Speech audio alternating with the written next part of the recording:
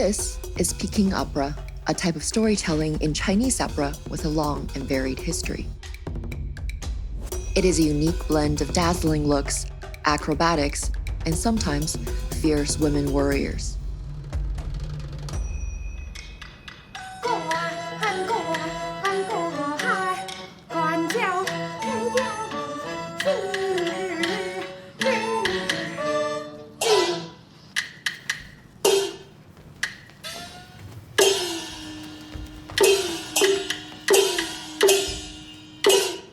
But for a large part of Chinese operatic history, female roles, including these empowering ones, were performed by men.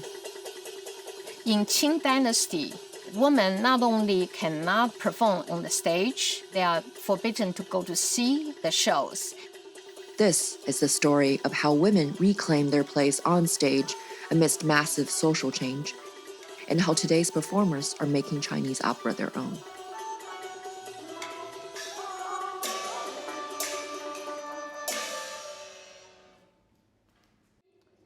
If you don't set Xu Xian free, we will free him ourselves.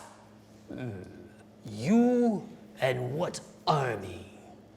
小庆，水满金山。 In Chinese opera, specifically Peking opera, 2 stage roles are dedicated to female warriors, Wu Dan and Dao Ma Dan. For Wu Dan, as martial arts role, they have to learn not only how to use all kind of weapons, they also have to know how to use their body as acrobats. Dao Ma Dan, they are usually general fighting in the battle. They usually wear very heavy armor. The flags represent they are general.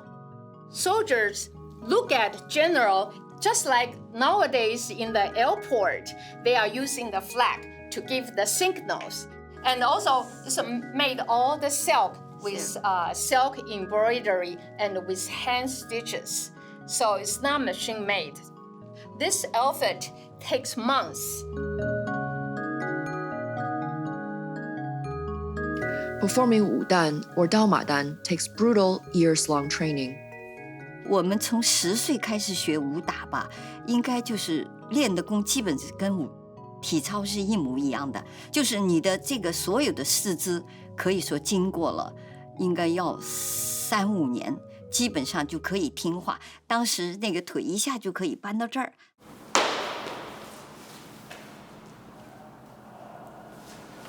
Spear tossing is another hard technique because it requires control over timing and rhythm. I practice every day in 3 years before I could perform it with precision on stage. I was very inspired by women warriors. There is a woman called Hong Xian. She is only a servant of a general. And once general are facing enemy which is much stronger than he is. And then she find a way, went to his enemy, bring back his belonging next to his bed. And then send it back next day. When the enemy saw his belonging just next to his bed was stolen, which means he can be killed. And right away, he left.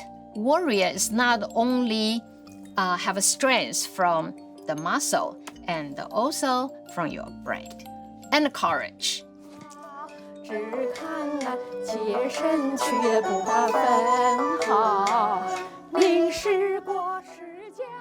While these roles showcase women's strength and tell stories about their incredible valor, their history has quite a dark side.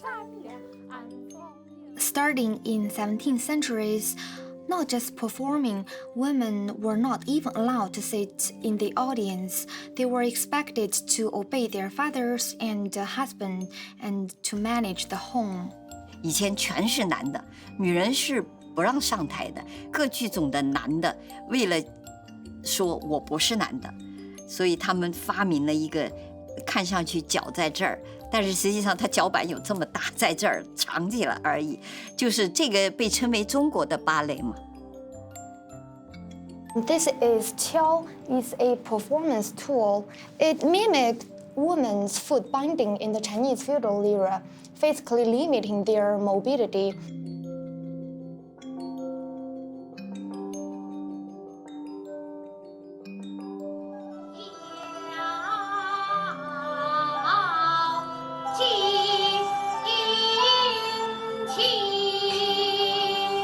有一段时期，中国就全部废除了，但是后期呢，就是到现在，那些濒临这个过世的老人就觉得这是一个功夫，你们不要忘了，它就变成一种艺术了。Qiao wasn't the only invention which men came up with when they performed female roles. There's a lot of hair, which is like a circular pattern like that. And this one was created by man. His name's Wei Changshen. If your face is very long, the pins can be lower down. And also they can put pins on both sides forward. So you could have smaller, beautiful, feminine face.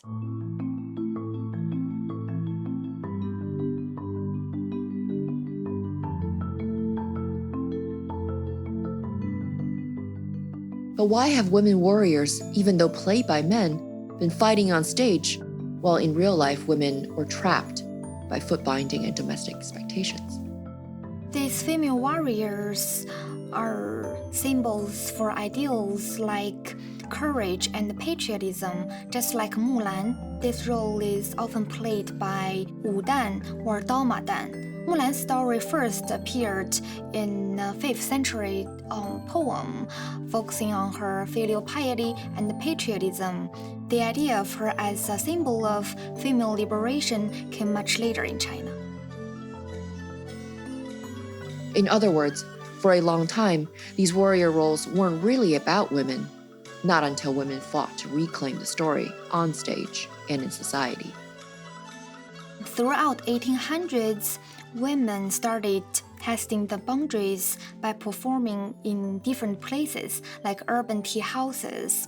And by 1909, Shanghai's Danfeng Theater introduced mixed-gender performances. This happened amid the Qing's collapse and the Xinhai Revolution. At this point, many books and publications came out advocating for freedom in marriage, education, and voting. Women served as teachers and even commanders. So similar changes happened in Chinese opera world. The ban on female performers was eventually lifted in 1912. By 1930, Chinese Opera College eventually allowed women to receive formal training in Jingju. 我老师的妈妈就是第一代昆旦，我老师是第二代。也就是说，中国第一代昆旦就是继梅兰芳他们之后，大概民国之后，慢慢才有昆旦，就100年前了。And we successfully take over male's creation and do it even better. 道是佛，礼无别人，安逍遥，安也难飞渡，爱中相对。 Today, Chinese opera continues to be a cherished national and international art form. 我在宾汉顿主要教2门课，一门是 face painting， 就是脸谱课；一门是 combat， 就是武打课。我记得特别深的就是有一个美国学生，我教完了，然后他就过来跟我拥抱，他说他马上要到纽约做警察了。我说我教你这个有用吗？他说有用有用。他说我至少知道 how to 就是近距离的protect and defend。Personally, I also draw from the discipline I learned in Jingju's rigorous training. I studied so hard English to pass the TOEFL exam. Yeah, it took me 5 years. These female warriors, like their determination, their endurance, these spirits guide me in my daily life. And so now I'm pursuing a PhD in theater, and my mission is to spread this art form internationally.